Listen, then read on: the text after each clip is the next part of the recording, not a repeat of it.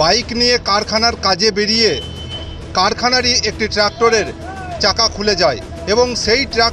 Tractor উল্টে সেই bike আরোহী বেসরকারি কারখানার কর্মীর মৃত্যু হয়। সেই মৃত কারখানার কর্মীর নাম জিতেন্দ্র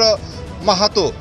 দুর্গাপুরের ইন্দো আমেরিকান মোড় সংলগ্ন একটি বেসরকারি ইস্পাত কারখানায় কাজ করতেন এবং গতকালই তারপর থেকেই পরিবার পরিজনেরা কারখানার বিরুদ্ধে ক্ষোভে ফেটে পড়েন, শ্রমিকরাও ক্ষোভে ফেটে পড়েন এবং তারা জানান যে একদিকে যেমন নিরাপত্তা নেই এবং যে ট্রাক্টরগুলি মেনটেনেন্স করা হয় না, সেই জন্যেই একটি ট্রাক্টরের চাকাও